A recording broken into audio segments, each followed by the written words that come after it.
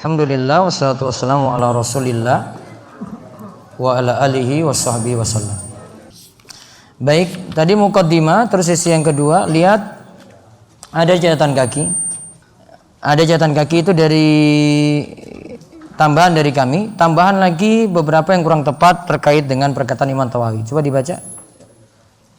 Selain itu, At-Tahawi memiliki perkataan yang kurang tepat terkait dengan 1. Habib sebagai gelar Nabi. Nah, Habib sebagai gelar Nabi. Seperti dalam salawat, Ahmad ya Habibi. Tahu kan? Kan ada salawat itu kan? Salawatnya siapa dulu itu? Hadat Alwi sama Sulis ya kan? Habib bukan gelar Nabi. Gelar Nabi nanti Khalilullah, bukan Habibullah. Ahmad ya Habibi nggak tepat Habibinya di situ. Terus yang kedua. 2. Takfir hanya dengan juhud, pengingkaran hati. Takfir itu hanya dengan juhud, ngingkari dalam hati. Padahal bisa dengan bentuk perbuatan. Misalnya perbuatan sujud pada kubur orang soleh, sujud situ minta situ, itu perbuatan namanya kufur. Nah, poin ini juga tambahan dari para ulama. Terus yang ketiga. 3. Tingkatan manusia dalam tasdik, pembenaran dalam hati. Tingkatan manusia dalam tasdik. Tingkatan manusia dalam tasdik. Terus yang keempat. 4. Manusia hanya mampu melakukan sebatas yang Allah bebankan pada mereka. Manusia hanya mampu melakukan sebatas yang Allah bebankan pada mereka. Padahal yang Allah bebankan itu manusia masih mampu lebih daripada itu. Ya. Jadi dibebankan sampai level misalnya sekian. Sebenarnya manusia masih mampu lebih daripada itu. Nah, nanti beberapa ini kita akan lihat nanti dalam matanya. Sekarang masuk bagian pertama. Ada situ judul bagian pertama itu dari terjemahan, terus di bawahnya ada judul-judul tambahan. Nah, itu saya bantu untuk memahamkan isi perkataan sebelum masuk nanti penyebutan perkataan Imam Tahawi. Dibaca. Al-Imam Al-Hujjah Abu Ja'far Al-Waraq At-Tahawi yang berasal dari Mesir, semoga Allah meridhoinya, berkata, ini adalah penjelasan akidah Ahlussunnah wal Jamaah sesuai dengan mazhab para fuqaha agama ini, yaitu Abu Hanifah An-Nu'man bin Thabit Al-Kufi, Abu Yusuf Yaqub bin Ibrahim Al-Anshari, dan Abu Abdillah Muhammad bin Al-Hasan Asy-Syaibani. Semoga Allah meridhoi mereka. Dan dalam kitab ini berisi penjelasan mengenai apa yang harus diyakini berkaitan dengan ajaran-ajaran pokok dalam agama ini dan bagaimana cara beragama kepada Rabb semesta alam.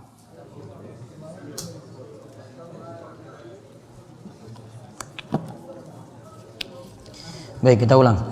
Alhamdulillah wassalatu wassalamu ala Rasulillah wa ala alihi washabbihi wasallam. Kita lanjut sesi yang kedua.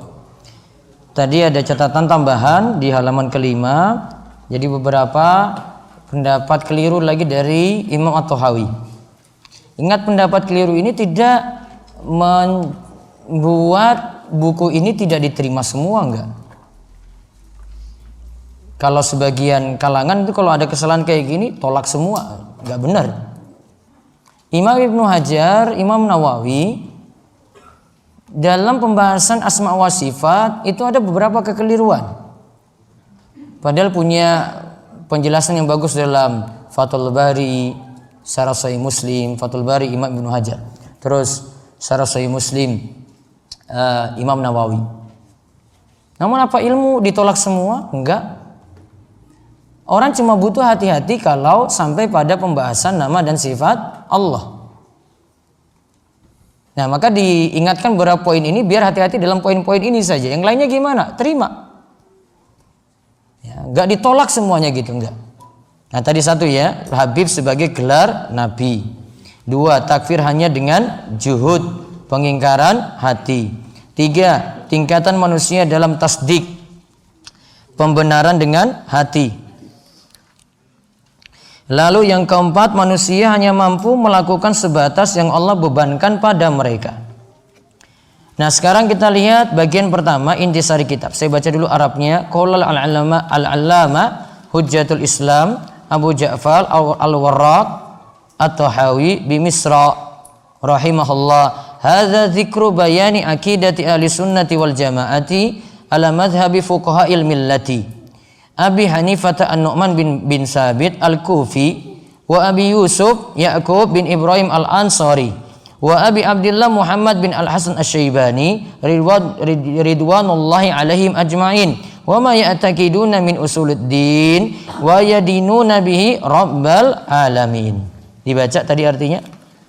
Al-Imam Al-Hujjah Abu Ja'far Al-Warraq at-Tahawi yang berasal dari Mesir, semoga Allah meridhoinya, berkata, ini adalah penjelasan akidah Ahlussunnah wal Jamaah sesuai dengan mazhab para fuqaha agama ini, yaitu Abu Hanifah An-Nu'man bin Thabit Al-Kufi, Abu Yusuf Ya'qub bin Ibrahim Al-Ansari, dan Abu Abdillah Muhammad bin Al-Hasan Asy-Syaibani. Semoga Allah meridhoi mereka. Dan dalam kitab ini berisi penjelasan mengenai apa yang harus diyakini berkaitan dengan ajaran-ajaran pokok dalam agama ini dan bagaimana cara mereka beragama kepada Rabb semesta alam. Lihat, ini muqaddimahnya. Al-Imam Al-Hujjah. Sebenarnya gelar Al-Hujjah ini dari yang lainnya, ini bukan penulisnya gelari dirinya sendiri. Abu Ja'far, nama kunyanya Abu Ja'far Al-Warraq at-Tahawi yang berasal dari Mesir. Semoga Allah meridhoinya. Berkata, ini adalah penjelasan akidah Ahlussunnah wal Jamaah. Jadi ini adalah penjelasan akidah Ahlussunnah wal Jamaah. Yaitu situ ada Imam Abu Hanifah, ada Abu Yusuf, ada Abu Abdillah Muhammad bin Al-Hasan Asy-Syaibani. Berisi penjelasan mengenai apa yang harus diyakini, ajaran-ajaran pokok dalam agama ini dan bagaimana cara mereka beragama kepada Rabb semesta alam. Nah, sekarang kita lihat keyakinan mengenai tauhid. Dibacakan. Keyakinan mengenai tauhid. 1. Kami mengatakan mengenai tauhid atau pengesaan Allah dengan penuh keyakinan berkat taufik Allah. Allah adalah esa dan tidak ada sekutu baginya. Kosakata asy-syarik, sesuatu, seseorang yang memiliki bagian pada sesuatu. Nah, lihat. Taqul fi tauhidillahi mu'taqidina bi taufiqillahi. Innallaha wahidun la syarikalah wa la syai'a misluhu. Dikatakan di sini kami mengatakan mengenai tauhid. Ya, kami mengatakan mengenai tauhid pengesaan Allah dengan penuh keyakinan berkat taufik Allah. Allah itu esa dan tidak ada sekutu bagi Allah. Asy-syarik itu artinya sekutu. Nah, sekarang lihat penjelasan. Penjelasan. Sungguhnya Allah Subhanahu wa taala adalah esa dalam segala sesuatu, baik dalam zatnya, perbuatannya, dan dalam nama dan sifatnya, dan dalam hak untuk diibadahi. Tidak ada sekutu bagi Allah dalam setiap perkara ini. Juga tidak ada sekutu baginya dalam hal mencipta dan memerintah. Allah Subhanahu wa taala berfirman dalam surat Al-A'raf ayat 54, menciptakan dan memerintah hanyalah hak Allah. Adakah pencipta selain Allah yang dapat memberikan rezeki kepada kamu dari langit dan bumi? Dalam surat Quran Fatir ayat 3. Lihat. Tadi perkataannya kan seputar tauhid. Tauhid itu secara bahasa dari kata wahada yuwahidu. Mengesakan, menunggalkan. Allah adalah esa dalam zat Allah esa. Dalam perbuatan tidak ada yang dapat menyaingi Allah. Dalam nama dan sifat tidak ada nama yang terbaik daripada nama Allah, tidak ada. Sifat yang melebihi sifat Allah tidak ada. Tidak ada sekutu bagi Allah dalam setiap perkara ini. Juga tidak ada sekutu bagi Allah dalam hal mencipta dan memerintah. Dalilnya Allahul khalqu wal amru. Allah saja yang mencipta dan memerintah. Terus hal min khaliqin ghairallahi yarzuqukum minas sama'i wal ard. Adakah pencipta selain Allah yang dapat memberikan rizki kepada kamu dari langit dan bumi? Ini menunjukkan dalam hal mencipta hanya wewenang Allah saja. Dalam hal memberikan rizki hanya wewenang Allah saja. Terus tidak ada sekutu bagi Allah. Tidak ada sekutu bagi Allah dalam memberikan manfaat dan mendatangkan mudarat, juga dalam mematikan dan menghidupkan. Begitu pula dalam mengatur alam ini. Begitu juga tidak ada sekutu bagi Allah dalam nama dan sifatnya. Tidak ada sekutu baginya dalam perkara uluhiyah, yaitu hak untuk diibadahi. Tauhid, seorang hamba tidaklah akan sempurna kecuali dengan melepaskan diri dari berbagai bentuk penyerikatan atau syirik semacam ini. Dan akan datang lawan penyerikatan tersebut, yaitu berbagai macam tauhid yang wajib dijalankan oleh seorang hamba, yaitu seorang hamba harus mengesahkan Allah dalam rububiyah dan perbuatannya. Begitu pula harus mengesahkannya dalam nama dan sifatnya, tidak menyifati makhluk dengan sifat yang hanya berhak dimiliki oleh Allah sebagai pencipta. Begitu juga seseorang harus mengesahkan Allah dalam uluhiyah dengan tidak memalingkan berbagai macam ibadah kepada selainnya. Allah Subhanahu wa taala berfirman dalam surat Al-Fatihah ayat 5, hanya Engkaulah yang kami sembah dan hanya Engkaulah kami meminta pertolongan. Dan dalam surat Az-Zariyat ayat 56, dan aku tidak menciptakan jin dan manusia melainkan supaya mereka beribadah kepadaku. Taib, lihat di sini singgung tauhid uluhiyah. Ada juga tauhid rububiyah. Seperti kita ketahui bersama, tauhid itu ada 3 macam. Yang pertama tauhid rububiyah, yang kedua tauhid uluhiyah, yang ketiga tauhid asma wa sifat. Yang pertama tauhid rububiyah berarti mengesahkan Allah dalam perbuatan. Tauhid uluhiyah mengesahkan Allah dalam perbuatan. Yang kedua tauhid uluhiyah. Kalau tadi pertama tauhid rububiyah ya, mengesahkan Allah dalam perbuatan. Perbuatan apa saja rububiyah ini? Mencipta, memberi rizki, tadi sudah disinggung, mencipta, memberi rizki, mengatur jagat raya, merajai. 4 perbuatan ya. Apa diulang? Mencipta, memberi rizki, mengatur jagat raya, dan merajai. 4. Itu tauhid apa? Rububiyah. Berarti kalau Allah ditauhidkan dalam hal ini, tidak ada yang mencipta lagi selain Allah. Tidak ada yang bisa memberikan rezeki lagi selain Allah. Tidak ada yang dapat mengatur lagi jagat raya secara mutlak lagi selain Allah. Allah tidak serahkan pada satu makhluk pun dalam hal ini. Kemudian tidak ada juga yang merajai selain Allah. Lalu dilihat situ ada ada tauhid yang ketiga lagi, tauhid apa? Asma wa sifat. Berarti meyakini nama dan sifat Allah itu sudah sangat-sangat mulia dan terbaik.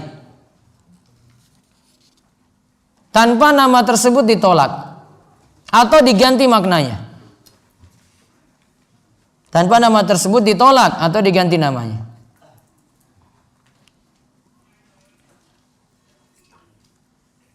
Dalilnya dalilnya dari 3 ini ya. Dalilnya dari 3 ini sebenarnya ditemukan dalam surat Al-Fatihah. Tauhid rububiyah. Tauhid rububiyah berarti Allah sebagai pencipta merajai. Ada situ Maliki Yaumiddin. Allah yang menguasai hari pembalasan. Itu tauhid yang pertama.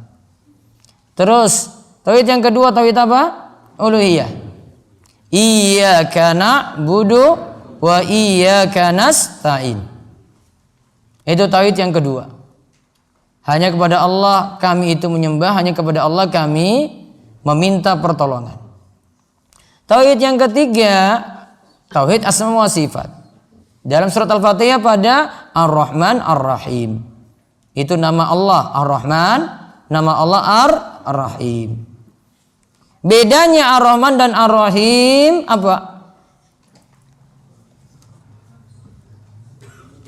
Apa beda Ar-Rahman Ar-Rahim? Ar-Rahman Maha Pengasih, Ar-Rahim Maha Penyayang. Apa bedanya? Oh, yang itu memberi kasih, oh ini memberi sayang. Apa bedanya? Apa bedanya? Yang mana? Ar-Rahman. Ar-Rahman apa? Memberi kasih sayang yang luas, rahmat yang luas. Pada siapa? Orang beriman maupun orang kafir. Diberikan pada orang beriman maupun orang kafir. Terus Ar-Rahim memberikan kasih sayang yang sifatnya khusus. Hanya pada orang yang beriman saja. Ya. Ar-Rahman kasih sayangnya luas. Ar-Rahim kasih sayangnya khusus. Kasih sayang luas apa? Apa? Apa? Apa kasih sayang luas? Rizki, jodoh. Iya toh? Orang kafir dikasih jodoh enggak? Kasih. Kamu? Belum. Proses. Sabar. Apa lagi kasih yang luas apa? Hah? Kesehatan, keselamatan, apa lagi? Jabatan, apa lagi? Rumah, motor, apa lagi? Sepeda, gue. Apa lagi? Istri. Tadi itu jodoh.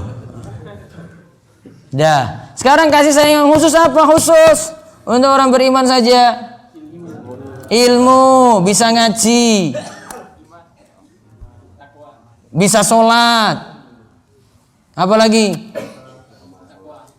Takwa, istiqomah. Jangan sekarang ngaji, besok nikah, istrinya suruh nggak usah ngaji aja mas. Kamu masih cinta sama saya nggak? Oh, saya langsung ganti itu. Ganti palang pintu. Ganti istri.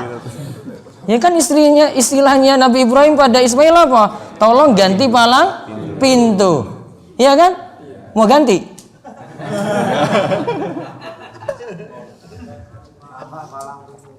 Oh, nambah palang pintu ya ora iso. Lawange kursi siji.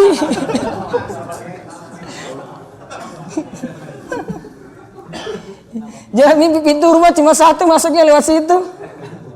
Ngobrolnya pun di luar karena takut nanti kalau bicara itu nanti di dalam. Sembunyi-sembunyi, cemen. Tahu kan yang nikmat umum dan nikmat khusus, tahu ya? Baik. Nikmat umum itu jangan dibangga. Jangan terlalu dibanggakan. Ya. Kita nggak dapat ya sudah. Oh, ini memang bukan rezeki kita. Namun kalau nikmat khusus, nah itu yang membuat kita itu tenang, bahagia, ya kan? Yang ini dia belum dapat nih. Nah, jodoh misalnya belum dapat, namun bisa ngaji. Alhamdulillah. Tenang nggak? Oh tenang, bahagia aja. Buktinya senang-senang aja ini. Duduk saf depan semuanya jomblo, kecuali ini.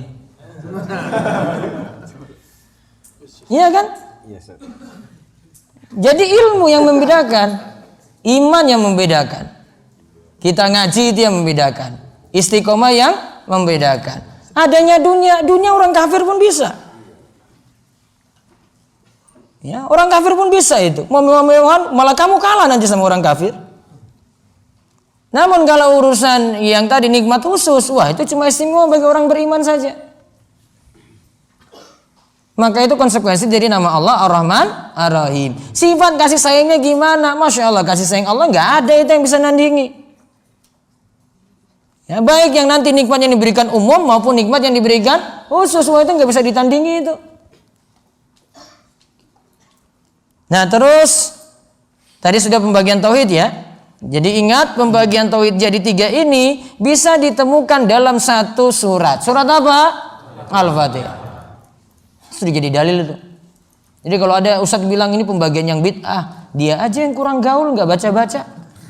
Masa surat Al-Fatihah diulang setiap hari aja nggak tahu kalau situ ada 3 macam tauhid tadi? Ya kan, ada tauhid membicarakan perbuatan Allah, ada kan? Ada tauhid situ yang kita disuruh ibadah pada Allah saja. Iyyaka na'budu wa iyyaka nasta'in. Ada tauhid situ yang dibicarakan tentang nama dan sifat Allah, Ar-Rahman, Ar-Rahim. Sudah, itu sudah lengkap. Itu nggak pakai dalil panjang-panjang lebar lagi. Surat Al-Fatihah sudah mengkaji 3 macam tauhid. 3 ini pembagiannya berdasarkan istiqra dan tatabbu'. Istiqra, penelaahan, penelitian, penelusuran dari dalil-dalil Al-Quran dan hadis Nabi Sallallahu Alaihi Wasallam. Nah, sekarang tidak ada yang semisal dengan Allah. Tidak ada yang semisal dengan Allah. Wala syai'a mithluh. Tidak ada yang semisal dengannya. 3. Wala syai'a yu'jizuh. Tidak ada yang mampu melemahkannya. 4. Wala ilaha ghairuh. Tidak ada sembahan yang benar kecuali Dia. Nah, lihat kalimatnya ya, wala syai'a mislu, tidak ada yang semisal dengannya, atau tidak ada yang sekufu dengannya, tidak ada yang selevel dengannya. Sama seperti pada ayat walam yakul lahu kufuwan ahad. Surat apa? Al-Ikhlas. Tidak ada yang sekufu dengan Allah. Maksudnya apa? Selevel dengan Allah nggak ada. Mau nyaingi kasih sayang Allah, rahmat Allah, nggak ada yang setara itu.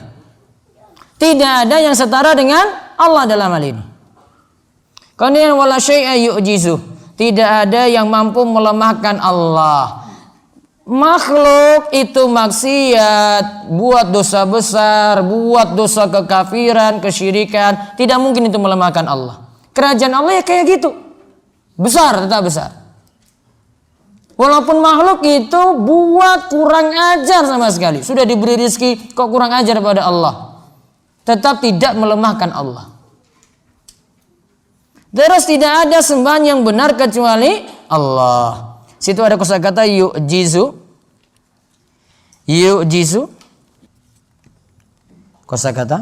Kosakata yu'jizu, sesuatu melemahkannya, yaitu menjadikannya lemah, tidak memiliki kuasa.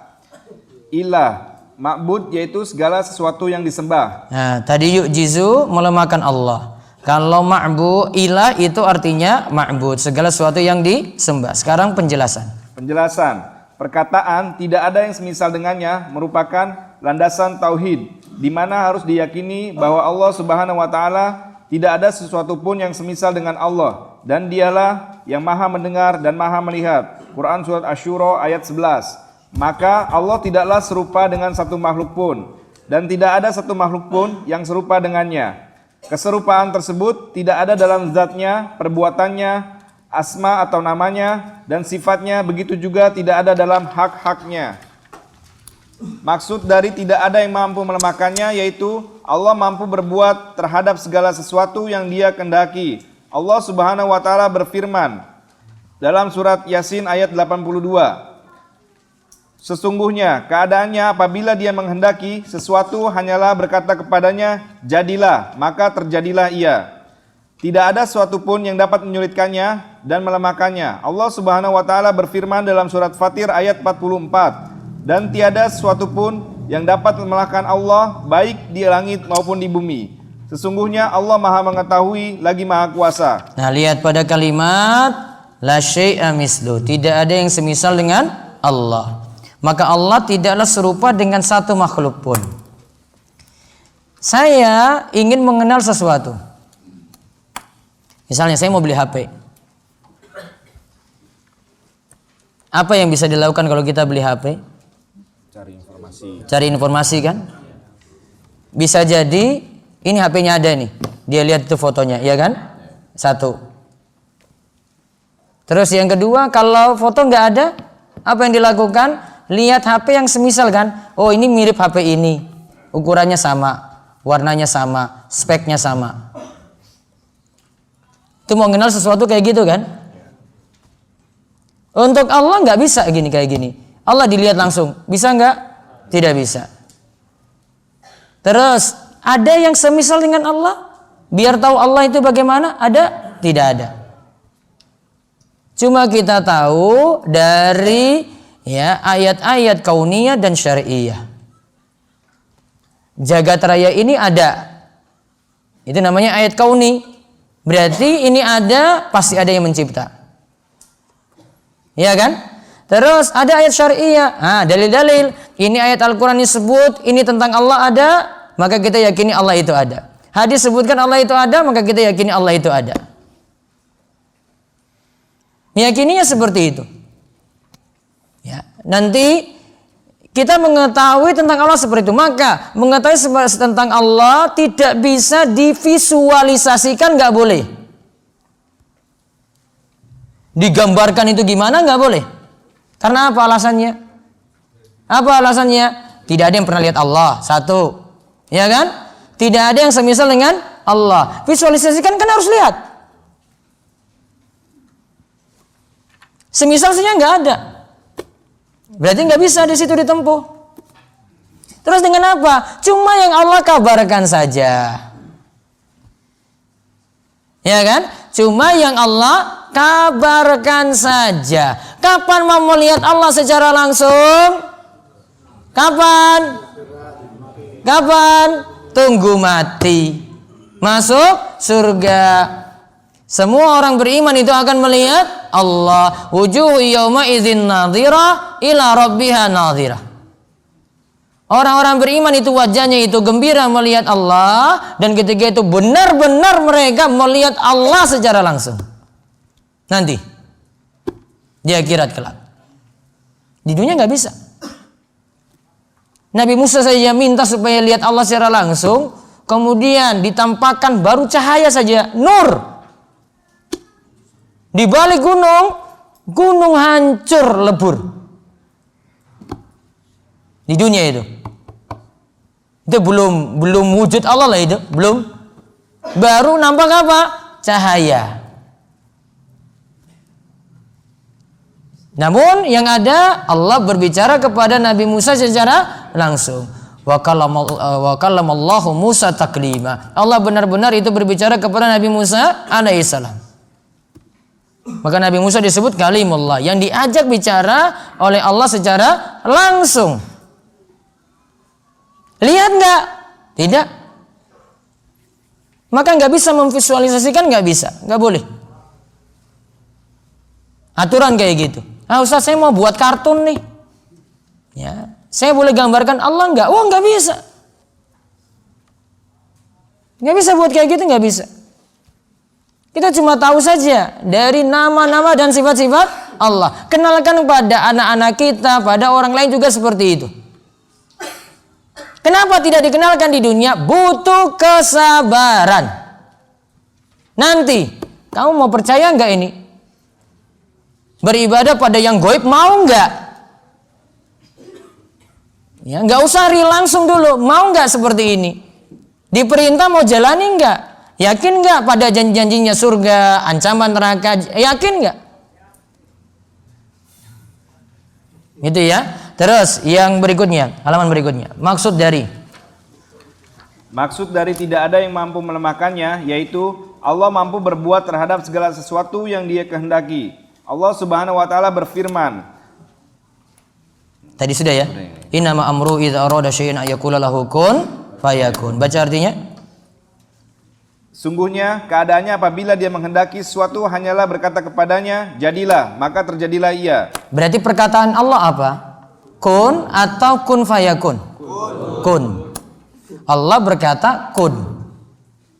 Maka jadilah. Kalimat Allah cuma sampai kun tadi. Kun. Maka jadilah. Jadi kalimatnya itu bukan kun fayakun, bukan. Ya, itu di TV-TV itu. Kalimatnya kun itu. Kun, jadilah itu. Surat apa tadi? Yasin. Ayat 82. Sudah hafal apa belum? Ya, Mbah Rois? Hafal mboten? Hah? Ada Mbah Rois tadi di luar? Wadah, hafal mboten, Mbah? Sedikit-sedikit, di luar kepala kok. Ayat-ayat terakhir dari surat Yasin. Surat Yasin berarti mempelajari akidah itu. Kok sudah hafal Yasin, kok nggak paham-paham, syirik lagi, musyrik loh, gimana? Jadi ahlu Yasin itu harus punya akidah yang benar. Jangan jadi sudah hafal Yasin, wah syiriknya luar biasa. Itu nyelisih ayat yang dia hafal loh itu. Terus, tidak ada sesuatu pun yang dapat menyulitkannya dan melemahkannya. Dan Allah Subhanahu berfirman, dan tiada suatu pun yang dapat melemahkan Allah baik di langit maupun di bumi. Sungguhnya Allah Maha mengetahui lagi Maha kuasa. Quran surat Fatir ayat 44. Nah, wa makana Allah liujizahu min syai'in fis samawati wala fil ard. Tidak ada sesuatu pun yang dapat melemahkan Allah baik di langit maupun di bumi. Jadi tidak ada yang kalahkan Allah, nggak bisa. Dari sini berarti konsekuensinya tidak ada yang lebih besar daripada Allah. Ya, tidak ada yang lebih besar daripada Allah. Allahu Akbar. Allah Maha besar. Sehingga kalau ada yang bertanya, mungkin enggak Allah itu tidak mampu menciptakan yang lebih besar daripada Allah? Apa jawabannya? Apa jawabannya? Ada makhluk enggak yang Allah tidak bisa ciptakan yang lebih besar daripada Allah? Ada enggak? Ada enggak kayak gitu? Ini pertanyaannya yang salah atau perlu dijawab? Nah, itu. Pertanyaan ngawur, enggak usah dijawab. Itu cuma orang di liberal-liberal aja itu. Kampusnya sudah tahu sendirilah kampusnya itu. Yang milkul yamin tadi itu. Kamu kalau hadapan dengan itu ya kayak gini keluar pertanyaan itu. Ada sesuatu yang tidak bisa Allah itu ciptakan karena lebih besar daripada Allah. Mungkin nggak kayak gitu. Wah, itu pertanyaan ngawur itu. Pertanyaan nggak perlu dijawab. Ini aja dalilnya ini. Wa makana Allah liyujizahu. Tidak ada yang bisa melemahkan Allah di langit maupun di bumi. Siapapun nggak bisa itu kalahkan Allah itu. Kebesaran Allah juga tidak ada yang bisa kalahkan. Allah harus lebih besar daripada makhluknya itu. Sehingga Allah tidak boleh dikatakan berada dalam makhluk. Ya, tidak boleh menyatu dengan makhluk. Ini makhluk, Allah di dalamnya. Atau ini Allah, makhluk di dalamnya. Enggak boleh. Berarti bercampur dengan sesuatu. Itu seperti keyakinan Syekh Siti Jenar manunggaling kaula Gusti. Allah harus di luar sesuatu, yaitu di luar makhluk. Kalau di luar makhluk, Allah harus maha tinggi. Kalau masih ada di mana-mana, berarti bukan. Masih ada dalam sesuatu. Kalau Allah itu masih ada di mana-mana, berarti Allah masih ada dalam makhluk. Iya kan? Harus ada di luar sesuatu. Berarti Allah masih ada di jagat raya. Di luar dari alam. Jarak dari langit dunia ke langit berikutnya sampai langit ketujuh, masing-masing lapis langit itu jaraknya 500 tahun perjalanan. Berapa? Berapa kilo? Tahu kan? 500 tahun perjalanan. Umur kita saja nggak nyampe-nyampe itu, coba lihat. Terus di atasnya ada air, terus ada kursi. Di atasnya arsy Allah.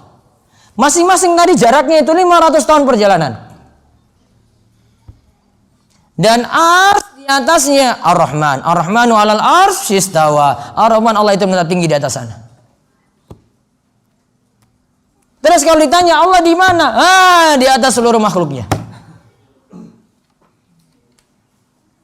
Manusia bagaimana kalau begitu? Kalau tadi ars saja itu makhluk Allah paling besar, kursi dibandingkan dengan ars itu seperti cincin yang dilemparkan di padang pasir.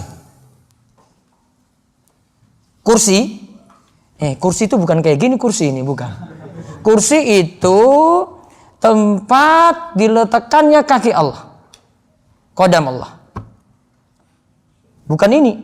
Bukan kursi kayak gini, Allah duduk di kursi. Bukan. Yang kalian baca dalam ayat kursi bukan kayak gitu maksudnya. Wasi'a kursiyus samawati wal ard. Bukan. Itu letak qadam itu. Itu aja bandingkan kursi dengan ars apa tadi? Bandingannya apa? Seperti cincin yang dilemparkan pada padang pasir. Apa bandingannya coba? Jauh sekali kan? Jauh. Jauh besarnya. Ars saja seperti itu bandingannya, apalagi dengan Allah. Kalau dengan manusia, ars itu dipikul oleh 8 malaikat. 8 malaikat. Ya, dipikul oleh 8 malaikat. Malaikat itu yang pemikul ars besarnya dimisalkan oleh Nabi, ya, dari telinga sampai pundak. Berapa perjalanan? 700 tahun perjalanan. Itu mikul apa? Ars. Malaikat pemikul ars ini dibandingkan dengan manusia. Ya Allah, cuma lihat ya sudah cilik. Sombong lagi. Kurang ajar lagi. Ngeyel lagi. Disuruh sholat malas-malasan lagi. Ya, besarnya kayak gitu. Mau bandingkan, wah gak ada bandingannya. Itu membandingkan saja itu. Itu bandingkan dengan makhluk. Makhluk Allah yang besar tadi. Ars makhluk Allah yang paling besar. Dan makhluk Allah yang paling tinggi. Di atasnya siapa? Ar-Rahman. Allah Subhanahu wa taala. Maka tidak ada yang mampu melemahkan, tidak ada yang bisa melemahkan Allah. Terus sampai mana tadi? Lanjut. Inilah kesempurnaan kudrah kemampuan Allah Subhanahu wa taala. Segala sesuatu yang Allah kehendaki pasti terjadi, dan segala sesuatu yang tidak Dia kehendaki tidak akan terjadi. Inilah yang menunjukkan kesempurnaan rububiyahnya atau sifat Rabb. Begitu juga tidak ada sembahan yang benar kecuali Dia, dan inilah yang dikenal dengan kalimat tauhid. Inilah yang menjadi materi dakwah para rasul. Sebagaimana Allah Subhanahu wa taala berfirman dalam surat An-Nahl ayat 36. Dan sungguhnya kami telah mengutus rasul pada tiap-tiap umat untuk menyerukan sembahlah Allah saja dan jauhilah tagut. Makna kalimat tauhid. Lihat, walaqad ba'atsna fi kulli ummatin rasulan an i'budullaha wajtanibut tagut. Tadi kan ada kalimat hanya Allah yang disembah. Wala ilaha ghairuh. Tidak ada sembahan yang benar kecuali Allah. Ini yang jadi dasar kalimat tauhid. Dan kalimat tauhid ini yang jadi dasar dakwah para nabi. Walaqad ba'atsna fi kulli ummatin rasulan an i'budullaha wajtanibut tagut. Dan sungguhnya kami telah mengutus rasul pada tiap-tiap umat untuk menyerukan sembahlah Allah saja dan jauhilah apa? Tagut. Makna kalimat tauhid ini adalah, lanjut. Makna kalimat tauhid ini adalah tidak ada sembahan yang berhak disembah kecuali Allah. Karena Allah lah pencipta dan pemberi rezeki. Dialah pemilik dan pengatur alam semesta. Maka hanya Allah lah yang berhak mendapatkan berbagai bentuk ibadah dan bukan selainnya. Segala bentuk penyembahan kepada selain Allah, itulah bentuk peribadahan yang batil, salah dan keliru. Allah Subhanahu wa taala berfirman dalam surat Al-Hajj ayat 62.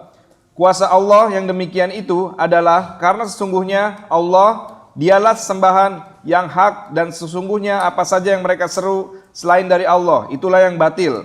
Hal ini disebabkan karena sembahan-sembahan selain Allah tidaklah memiliki suatu pun baik dalam memerintah maupun mengatur alam semesta. Kalimat tauhid ini berisi penafian atau peniadaan terhadap peribadahan kepada selain Allah.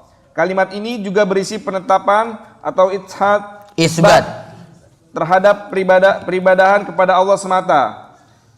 Di dalam kalimat ini juga terdapat bentuk pengingkaran atau kufur terhadap sesembahan selainnya, dan juga penetapan bahwa ibadah hanya untuknya. Inilah yang disebut dengan tauhid uluhiyah. Nah, itulah yang disebut dengan tauhid uluhiyah. Berarti di sini disinggung oleh Dr. Muhammad Al-Khumais kalau kalimat la ilaha illallah, karena tadi la ilaha ghairu berarti sama dengan kalimat la ilaha illallah. La ilaha illallah punya dua rukun. Nafi dan isbat. La ilaha illallah punya dua rukun. Ada nafi berarti penafian. Semua sesembahan selain Allah ditolak. Yang pertama penafian, berarti menghapus semua sembahan dulu. Saya ulang, yang pertama apa? Nafi, penafian, peniadaan. Berarti menolak semua sembahan selain Allah dulu.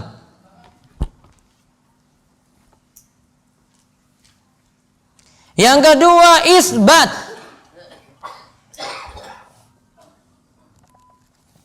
Yang kedua apa? Isbat.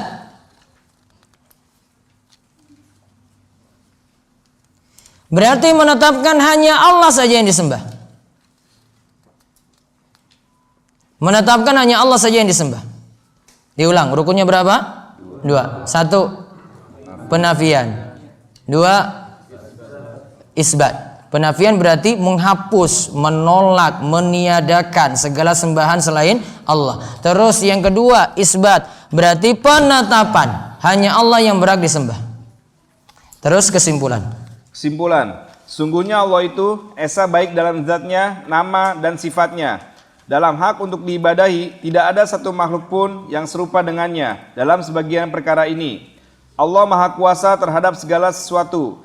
Tidak ada yang mampu mengalahkannya dan tidak ada yang mampu menyulitkannya. Sebagaimana pula tidak ada yang berhak untuk diibadahi atau disembah kecuali Allah Subhanahu wa taala. Nah, lihat itu kesimpulannya.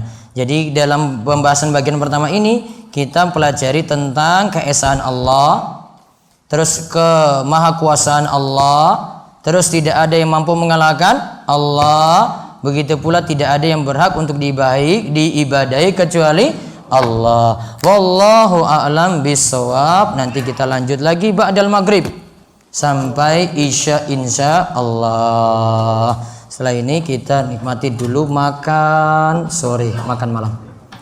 Kita tutup dulu dengan doa kafaratul majlis. Subhanakallahumma bihamdika asyhadu an la ilaha illa anta astaghfiruka wa atubu ilaik. Assalamualaikum warahmatullahi wabarakatuh.